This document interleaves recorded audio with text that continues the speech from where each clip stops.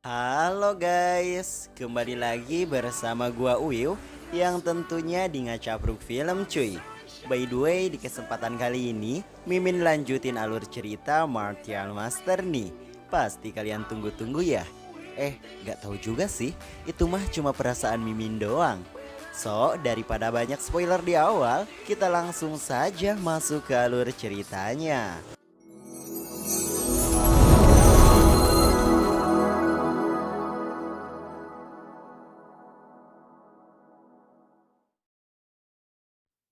Pada episode kemarin, setelah Lord Chincen kembali dan mendapat warisan, tetua dari sekte Liuxian, yaitu Gesuan dan Li Shenfeng, mereka mencari gara-gara dan mengungkit semua permasalahan hanya demi mencari keributan dan keuntungan.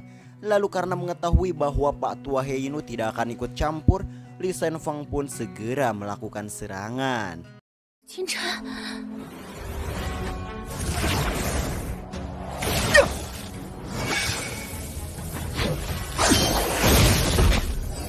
Sempat diremehkan karena hanya trik rendahan, tetua Shenfeng pun dibuat terkejut karena Chincen bisa melukainya. Lalu karena kelalaiannya itu, tetua Shenfeng dimarahi oleh tetua Gesuan sehingga ia mengeluarkan jurus cakar dewa bayangan tak berbentuk yang mana kali ini ia ingin bermain kecepatan dengan si Lord Chincen.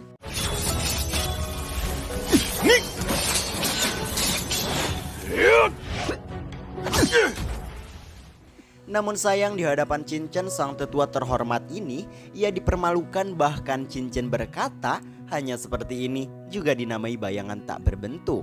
Lalu setelah itu Chincen melakukan serangan tipuan yang ketika tetua Shenfeng meremehkannya, disitulah badai mental pun beraksi. Dan jelas sekali badai mental itu membuatnya sangat tersiksa sampai-sampai ia berhasil dibuat ketar-ketir cuy.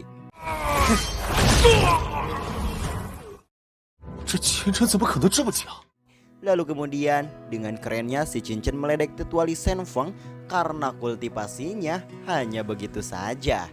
Di sudut lain orang-orang dari rombongan Sidi Tianyi pun mengakui kesaktian si Chincen ini. Begitu pula Sidi Tianyi, ia mengacungkan jempol terhadapnya. Widih. Lalu Pak Tua Heinu yang khawatir Chincen akan semakin kuat, ia benar-benar dibuat berpikir seedan-edannya. Sementara Gesuan yang menyaksikan tetua Li Shenfeng tidak berdaya, ia pun murka dan segera menghampiri si Chincen. Dan di saat semua orang sangat tidak kuat oleh aura yang dipancarkannya, si Chincen ini masih berdiri tegak. Dan di sana ia berkata kalau kultivasi tetua Ge sudah mencapai ranah martial ancestor tingkat 5. Mungkinkah ia akan menindas yang lemah? Lalu karena Chincen mengetahui itu, tetua Ge memintanya tunduk dan mengakui kesalahannya. Namun di sini seperti yang kita lihat, Lord Chincen sudah menyiapkan sesuatu di tangannya itu.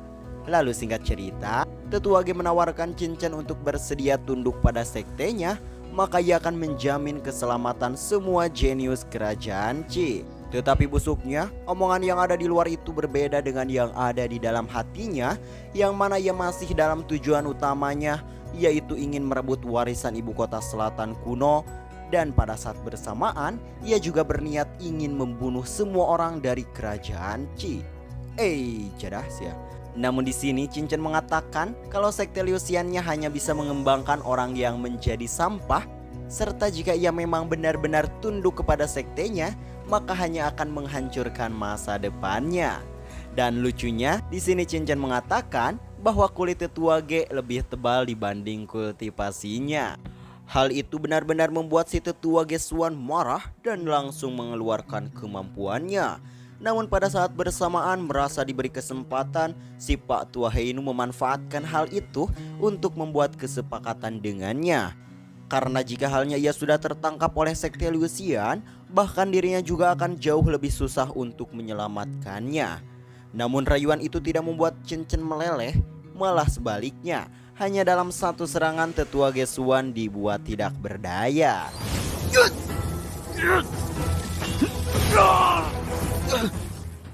Lalu merasa disepelekan, tetua Gesuan mencoba untuk menyerangnya lagi. Dan untuk yang kedua kalinya, si Qin Chen menggunakan jurus yang sama, yaitu jurus yang ditinggalkan pada tubuh si Lord Qin Chen oleh ibu kota selatan kuno. Dan di sana si Qin Chen mempermalukannya dengan cara menampar bolak-balik tetua Gesuan. Yang mana hal tidak wajar ini semakin membuat orang-orang kaget. Bahkan ada yang berkata, "Aku tidak sedang bermimpi kah?" Mana gua tahu. Lalu tetua Gesuan yang masih belum menyerah, ia malah menuduh Qin Chen menggunakan teknik iblis. Selain itu, ia berkata jika halnya hari ini tidak membunuh si Lord Qin Chen, maka ia tidak pantas untuk hidup. Lalu tiba-tiba,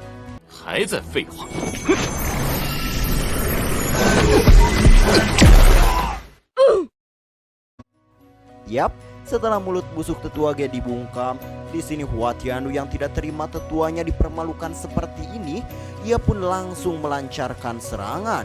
Dan pada saat Qin Chen menyerangnya, di sini Qin Chen dikejutkan karena kekuatan ibu kota selatan kuno tidak bisa digunakan untuk menyerang sesama mantan peserta ujian. Hal itu membuat Hua Tiandu kegirangan dan ia langsung melakukan serangan.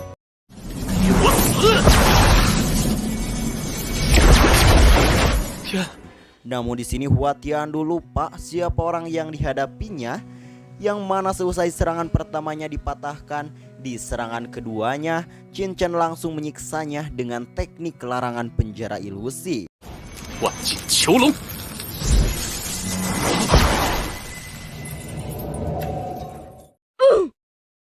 Wah, Hua Tiandu yang ruas alias kaget pun dibuat merasakan hal yang lebih menyakitkan dibanding ditinggal kawin, sampai-sampai ia berteriak, "Tolong, lepaskan aku."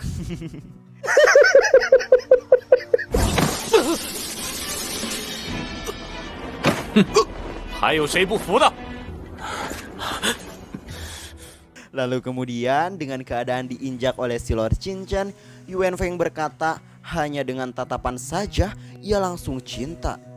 Maksudnya hanya dengan satu tatapan saja Hua Tiandu dikalahkannya. Gila si Qin Chen ini. Lalu karena tidak ada yang berani lagi melawan, Qin Chen pun kembali ke altar kerajaan Qi. Di sini Qin Chen mengumumkan bahwa orang-orang dari 5 kerajaan boleh untuk pergi. Dan sontak orang-orang yang dari tadi terjebak dan tidak bisa berbuat apa-apa, mereka pun langsung kocar-kacir. Dan di lain sisi, Yu Qiansu juga meminta ayah dan para tetua untuk segera pergi, namun ia akan tetap di sini. Karena Qiansu mengerti bahwa orang-orang dari Suanzhou menginginkan semua orang dari 5 kerajaan terpencar dan membunuh secara sembunyi, lalu merebut warisan. Hal itu Qiansu lakukan semata-mata untuk sektenya sendiri yang walaupun ayahandanya tidak mengizinkannya. Lalu Qin Chen juga meminta Raja Lingwu untuk membawa semua orang pergi karena ia memiliki cara sendiri untuk mengatasi semua ini.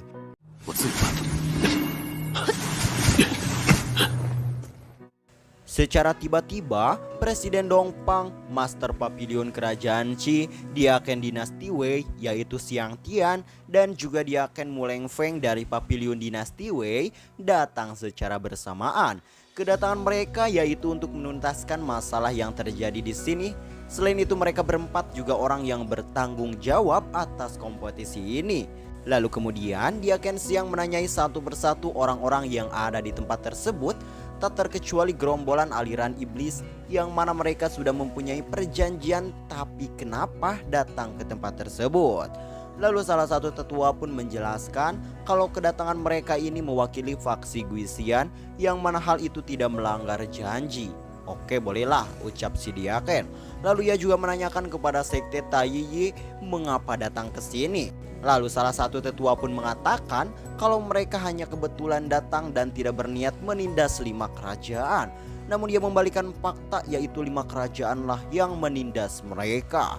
Mendengar itu Diaken pun murka dan segera menghampirinya.